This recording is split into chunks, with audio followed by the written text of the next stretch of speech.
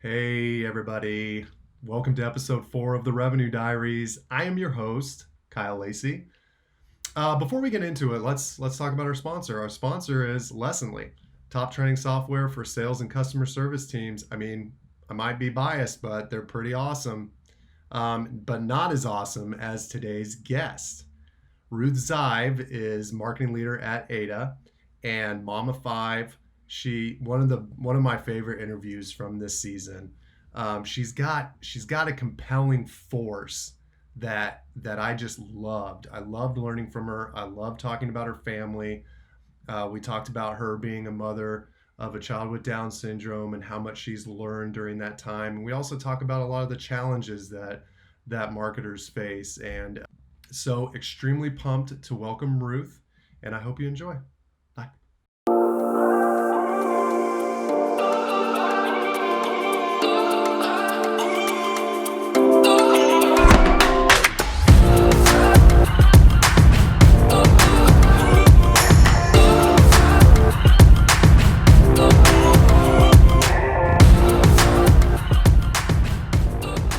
Cheers, everyone. Welcome to the Revenue Diaries, a deeply personal interview series where we ask the top revenue leaders in the world 5 questions about their work, fears, family, life.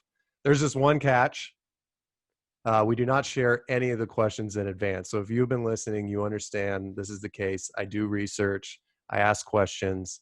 And, I'd like to think that they're good discussions. So I'm pleased to welcome our next guest. Somebody that I actually just met on this podcast. I've been following her on LinkedIn, love her content. Welcome to the show, Ruth. Why don't you go ahead and introduce yourself? Thank you so much for having me. I'm Ruth. In my work life, I head up marketing for a company called Ada. I'm also mom to 5 kids, although my baby is already a teenager, getting his driver's license today. So my kids are Today? grown. Yeah, his learner's permit. I'm a dog lover, a chocoholic, a A Peloton. vegetarian chocoholic. I'm not vegetarian anymore. I You're think I not, have to okay. change that. Yeah. Well, no, But I think I I'm, read that on a interview from like 6 years ago. So that's good. yeah, no, I've gone over to the dark side and I'm consuming animals again. What made you switch Um, back? I got hooked into keto and Got it. low carb eating. It's really hard to do as a vegetarian. And so it's a slippery slope. I started eating fish and, that was a gateway to chicken. And then once in a while, I do indulge in a bit of a steak. So, Well, I mean, yeah. I indulge in a lot of that as well. So I understand. So no judgment. No judgment here, believe me. All right. So Ruth didn't receive any of these questions ahead of time. How are you feeling? Yeah.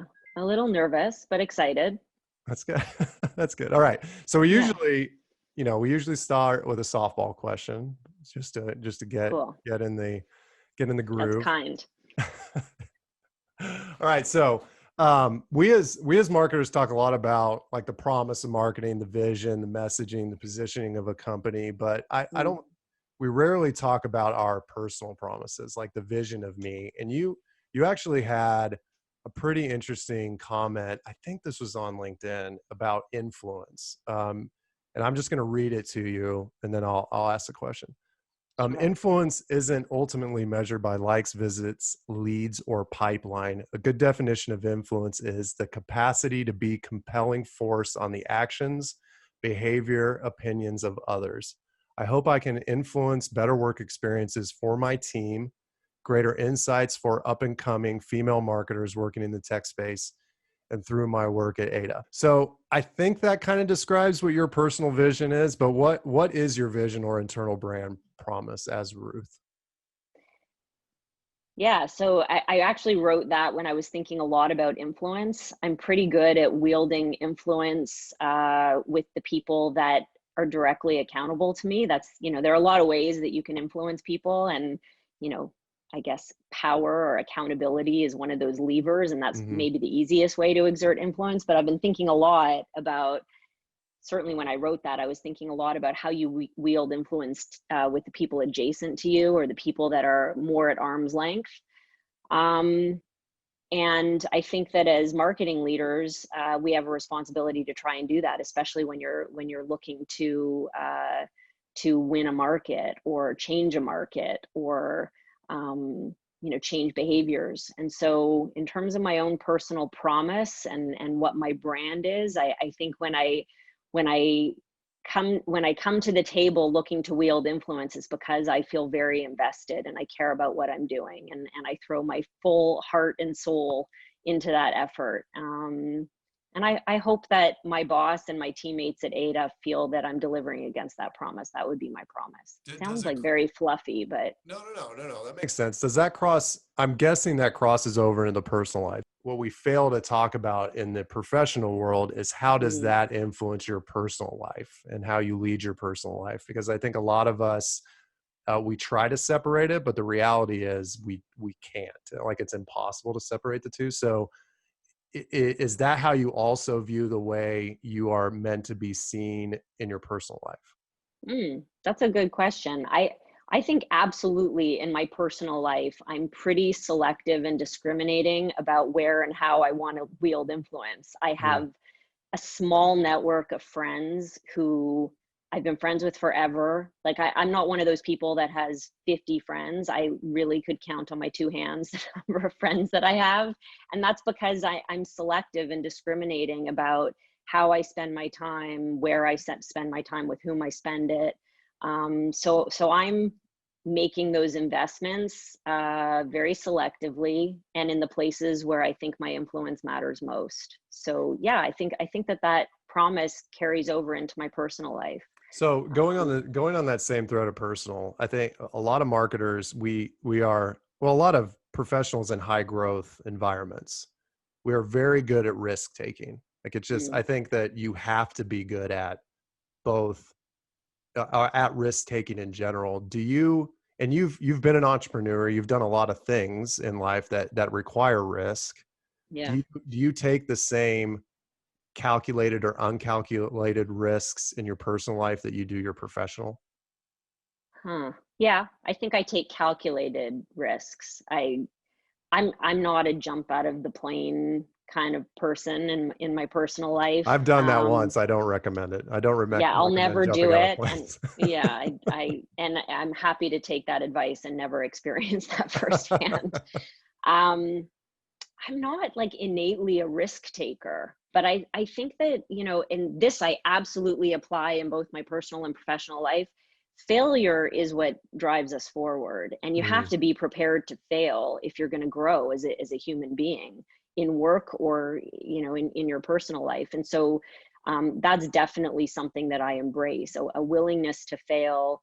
Um, and I think I put myself out there wholeheartedly, with friends, with family, mhm. with my children, with new hobbies and interests, understanding that there's potential failure on the line, but that's going to inform my growth and my quality of life, and that's why we do it, Yeah.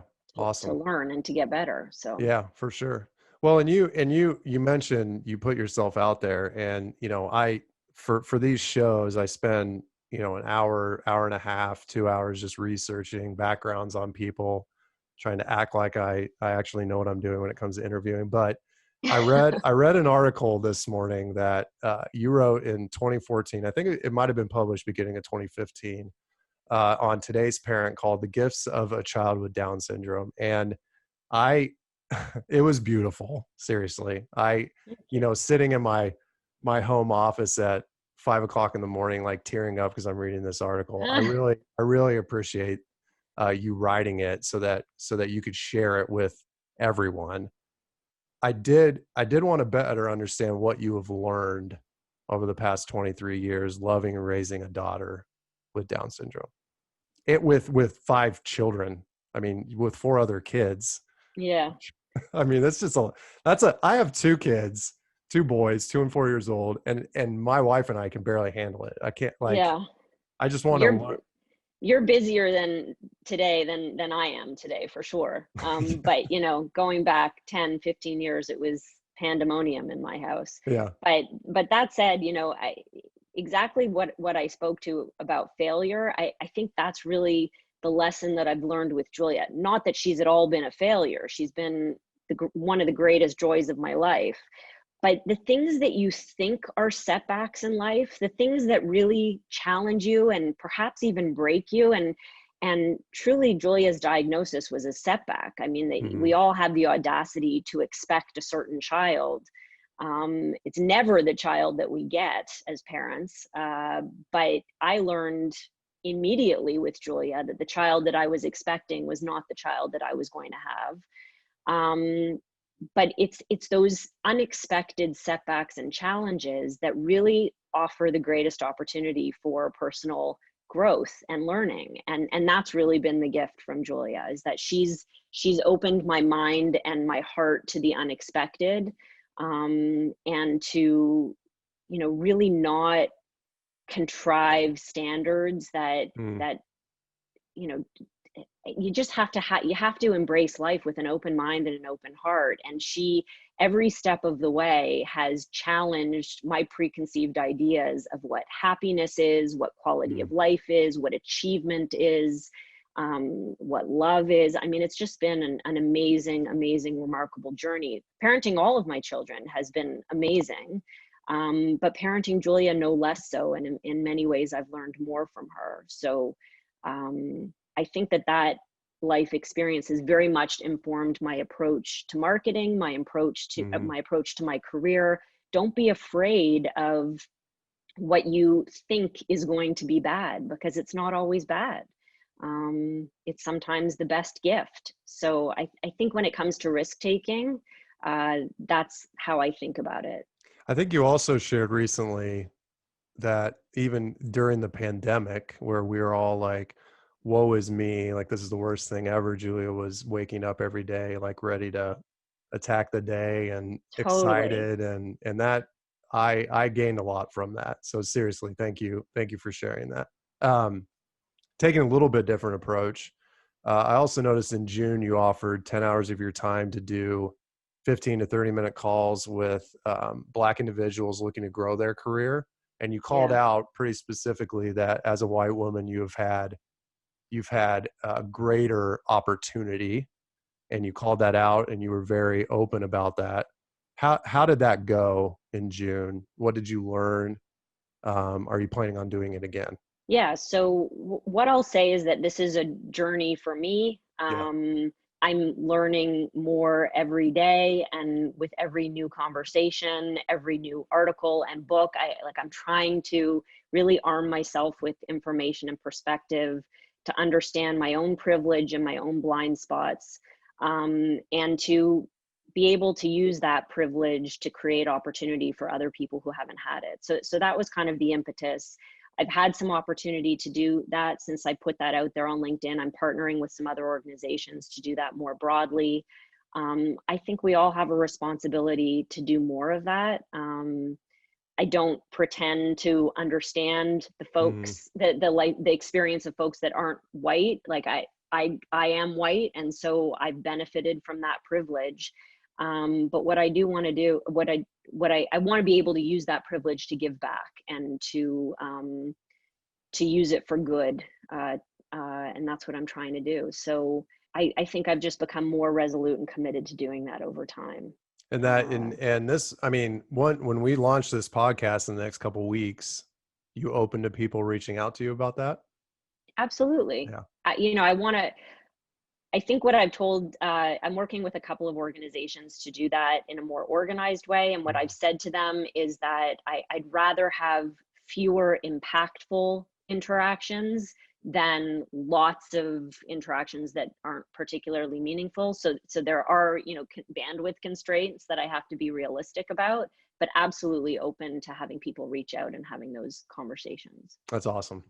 Okay, so last question, which is, we can't go through this entire conversation without talking a little bit about strategy and work, because you're very good at what you do. Hopefully at the time of this launch, we have thousands of people listening to us talking, and they're going to want to know, what piece of advice do you have for the people listening on what's the next step in their career, or maybe they are at the height of their career and they just need some advice. Yeah, so I think it depends a little bit on what you aspire to do long term. But let's assume for the sake of this discussion that I'm speaking to up and coming marketers that are looking one day to be Yeah, CMO or to, sure. take on a leadership position. I think really understanding and being honest about what it is that you're good at. So I was good at writing. That was my skill. And how do you lead? You had a company. You started two companies, right? Around writing? So I started out doing freelance writing. I Expressly. actually, yeah, exactly. And then for a time it grew into a broader, I partnered with somebody and we had a broader, full service marketing organization. Um, but I leaned into those writing skills, recognizing that that's how I was going to differentiate, that was really what I was good at and what I enjoyed doing. And then once you've kind of captured some market share with that skill, like once you've positioned with that skill and you're perceived as an expert in that domain, then how do you generalize? How Mm, do you learn more about the broader marketing mandate?